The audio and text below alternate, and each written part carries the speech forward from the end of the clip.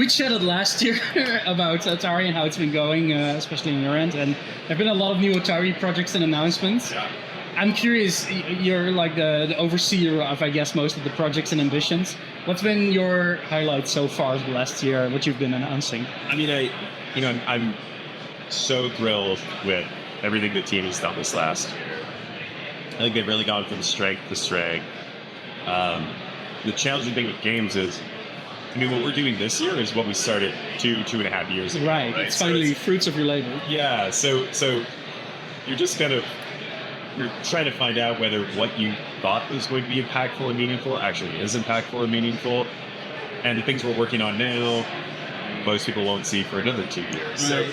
So to ask how I feel about, last year, even this year, it's kind of asking how I feel about what we did several years ago. But right now, I mean, I couldn't be more happy. It's just about delivering on a lot of these great opportunities. Yeah, I think the diversity in your portfolio of Atari has really shown over the last year. Like Night Dive doing their own remasters, then Digital Eclipse with their collections. Also some original. You call them reimaginings, I recall, like with the what's the 2D platformer from Way Forward? Yours Rising. Yours Rising, right? Yep. It's been going really all over the place, but still recognizable Atari. Yeah, Bubsy, the new Bubsy, I think would be an example of that. Right? Absolutely. Yeah. And is that something that you are still keen to pursue, especially in the current, like, we're in an era where the reimagining is really reigning supreme, like every company is doing it. How well are you balancing that out? I mean, well, Digital Eclipse and Night Dive, they're pros. They know what they're doing. There's not a lot that we really have to. We work with them. We're very careful about projects we take on, staffing. We don't want to overcommit, over-deliver. So, I think the most important thing is maintaining the brand integrity because people trust those brands so much. It only takes delivering a couple subpar games that just really erode that. So it's really, for those teams, it's about delivering on what we say we're going to do. Because the opportunities are there. They're amazing. As far as Atari goes, we're still taking shots like Bubsy game, but also if you look at the list by IP, there's a lot of great Atari IP that we know. I don't know if reimagining is the word I would even probably use anymore. It's not. It really just, it's kind of original works, at this point. Like some of them are reimaginings, like the classics, but I think for those to find new life, you have to approach it from an original standpoint. And again, ask the same question that a remaster or remake for a collection asks. Which is like, what are we going to do that's better than any of them? Night Dive and DE have answers for that because of who they are. With the original game, the game itself has to stand on its own. And that's the challenge there. It's like, it's not usually the brand, it's with a few exceptions. It's the quality of the game and what that game can do that nobody else minds. Yeah. Do you feel you succeeded with Yours Rising on that front? Because I know the game was critically a bit over the place, but I don't know how you feel. I know, it's interesting because critically, I think that you would call that a maybe polarized game because we release games all the time that get like 6s and 7s. We don't release a lot of games that get like 3, 4s and 9s, right? Which is definitely what Yours was. Where you've got games people calling it like the most underrated game of the year, or like I just had multiple people today tell me how much they enjoyed that game. Now they seem to be like, this is a terrible Metroidvania, I think you just have to take shots. You can't have every game you make a high concept, original. Like the one thing about Yours, it's original, right? It's a unique concept from a great studio, given a lot of latitude to try something original. And we're gonna keep doing this. Right. Some hit, some don't. Yours is probably somewhere between, but that's okay. We don't. I think the key with the originals is not to take so many shots that you're like jeopardizing the company, and that's what we're really careful with. We know which ones are going to be a little bit more high risk.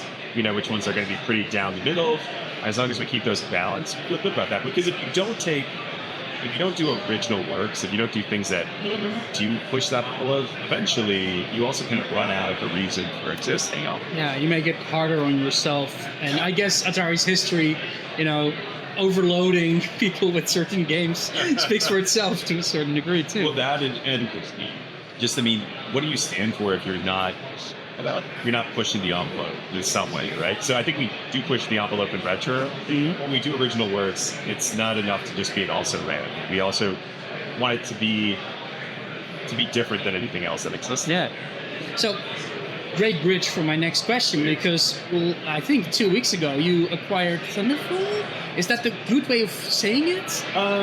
We majority stakeholder. Presumably after the shareholder meeting at the end of the month, we'll be the majority shareholder at roughly 81-82%. Right. And why Thunderfall? Like, as a company, they're well known. They've made some amazing titles. SteamWorld in particular as an IP is, of course, very well respected, especially in my Nintendo communities, etc. Yep. But I'm super curious, what drew you to their approach or their games? So, I think I'd be three things.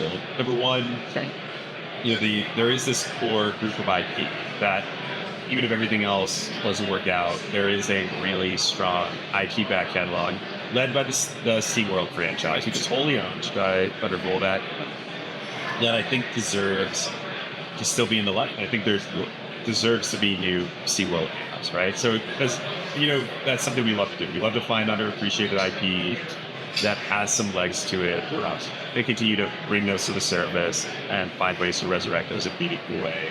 In a similar sense, it's a very malleable IP, right? You get SteamWorld Build, Dig, Iced. Yeah. They are very much like Quest, even. Yeah, Quest. Oh, I forget. So that in that sense, it really elevates what you're already going through. I think we've gotten.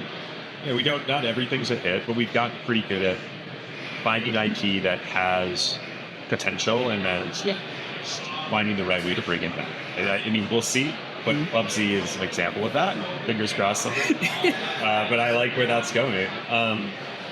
The second one is, we think there's a really good dev team there.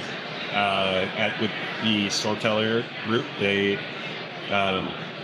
put out a really good game and lost at random. They Child Die. It was amazing. Really good game. Really liked it. It's oftentimes in these. I haven't been in games that long, but I love games, and I can also pattern that I notice even before I came into games. Oftentimes the second studio that's really good. Yeah. If you're going to think about what are the great ones, it's usually it's Virtua Fighter 2, it's the Street Fighter 2, it's the Tekken 3 that fighting game examples. That's not always flawless, but I would love to see them have another shot. I don't know if it'll be in the Lost at Random universe, but of that that Hades-like gameplay and CC engine or experience that they build. I think there's something there. I think they're a good team. We think we can work with them, and we think that having them as an internal development resource really be an asset. And then third is so there's the back catalog IP. There's the CodeSync team, which has done great work, has remained relatively independent, and our existing teams, Night Dive and Digital Eclipse, have more amazing opportunities that they can even fully take on. So we're always looking for ways to bring it into the fold, but also help it gain its own identity or emphasize that. Right. Potentially have them step in and help, or with other projects. I guess it's not even so much CodeSync. I mean, CodeSync is a really great studio, but we are growing so fast that we actually need help in a lot of areas. And so, a team like that probably is, it's shrinking, or there's still great people. It allows us to immediately scale up and bring people into the organization and help right-size Atari. Because we've been growing so much that it can be difficult to even keep up with that growth in terms of team and organization. How do you feel it's not been a great year for the industry on the whole, and last year especially was also pretty drastic, but you guys, at Atari adapts, right? So they changed to the times, they changed their approach. How do you feel that, what has been your principle on leading your teams and development studios through this period, which has been very volatile? I think, two things. Number one, you've got to be best for the next time. times like this, you can't really be an also ran. Like, what can you do that's great or different? That's why we try to do new works. We try to do original things. Again, they don't always hit, but at least we're taking a shot. Night Dive Digital Clips are clearly best in the world. Like, really anything. That's the goal.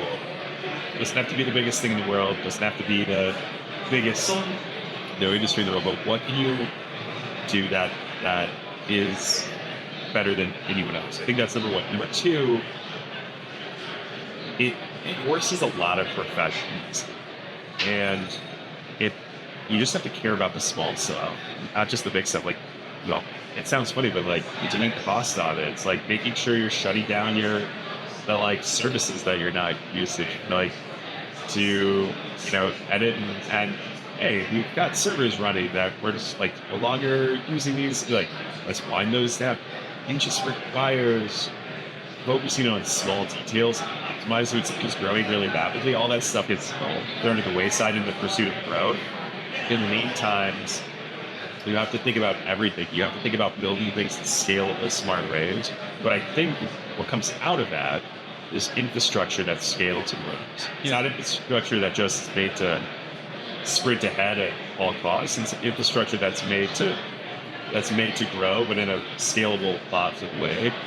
And so, actually, as lean as these times are, if a dev team can really organize themselves in a way to drive during this, we're going to be in a great position out of this. I mean, you can make money now. You probably could be making a lot more money in an up market, right? But yeah, so I think it's just good practice, and it forces a lot of discipline and professionalism that which sometimes can get put up.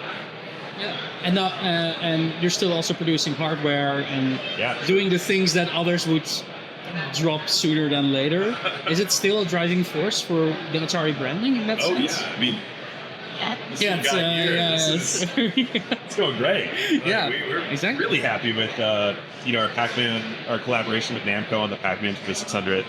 I do think would we be in hardware if we didn't have a history in hardware? I don't know.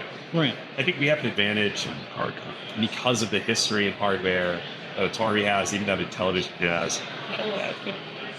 It's a tough. I mean, hardware is hard. Right. Yeah, but we found a way to do it that's working well, and as long as we can kind of carve out that niche, we'll stay in the market. So retro handheld Atari Lynx is not out of the question. Definitely not.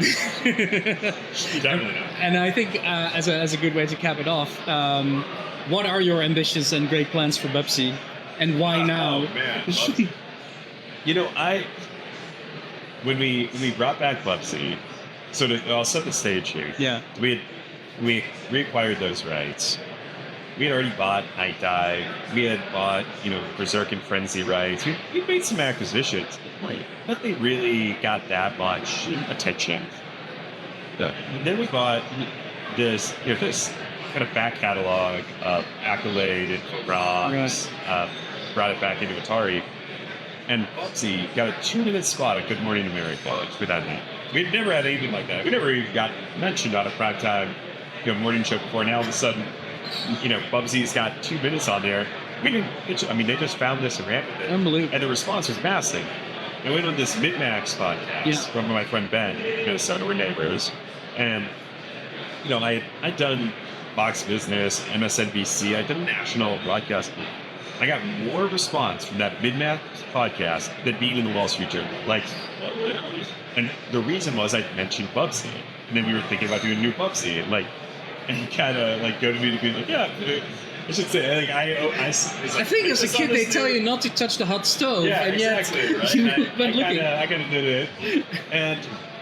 And this, what I thought was going to be a local podcast with my friend ends up being viewed more times, gets more traction than anything else I've done on a national or international level. I'm like, okay, there's something here. We clearly, there is a life to Bubsy. Now, but you couldn't explain it. For you, it's unexpected too. It was, the degree of it was unexpected. Like, I knew there was something there. I always thought Bubsy was an underrated IP, and I remembered it. But the degree of attention it would get was unexpected. And the love that a lot of people had. Like, I remember it being infamous. But what was really surprising is people genuinely, not like ironic, people genuinely love Bubsy. And so that kind of set the stage. And then we found who we felt was doing the best take on modern platformers brought me to the project. That was for Brad. Yeah. I think that was the key. They're so good. They do a great job. I mean, could be like so thankful to be working with them. And that really like harkened back to I think what we were going for, which is like fast paced, almost PS2 style, Slide Cooper, you know. It's the lost genre, right? Yeah, and then what could we bring to that hadn't been done? That was the hope was humor, but the humor has to land, right? So, the game is a good game. Like, I feel like we have a really good game. What is really important for me now, and what I sometimes will like find myself thinking about is like, how do we make sure this humor lands? Because that's something that Mario or Sonic, these really iconic characters in that genre, and sometimes it gets a little lost. Like, that is what this could bring to it. But humor can go both either way really quickly if you don't land that plane. So for us, we know the game is good. Now we just want to make sure that the humor is good. But like, I play and I laugh. That's a good sign. Genuinely, like, not with expectation. So I'm really bullish on it. I'm very excited about that. And being able to debut that last night was one of the more fun things I've done in a long time. Because, yeah, it's a meme game, whether memes translate to sales, TBD, but it is great to just break people's brains for like a little bit and be like, wait a minute, we're getting a new Bubsy before we get a new like Spyro or Crash or Mega Man, or like the amount of people who are like tweeting that exact thing is like, we don't control those IP, we're controlling the variables we control. That is Bubsy. Fantastic. And how awesome would it be to be the group that makes a good Bubsy? I mean, honestly, even if everything else fails, you can put that on the tombstone. Exactly. We brought him back, guys. I said that to the team, like, do you want to be the guy? Do you want to be the team to finally make a good Bubsy? Shouldn't we have that on our like CV here? Let's put that one up there. So I think that was also the other desire is this super maligned game to make a good one, maybe even a great one. Like, that's never been done. And it's a fun challenge. So yeah, I'm super curious. Yeah, I think it's a risk, but honestly, over the last 7 or so years, I think that's not been unknown territory for you all. So it makes sense. I'm super curious. Thank you. This video was made possible by our generous supporters on Patreon. Check out patreon.com/NWR for all the details.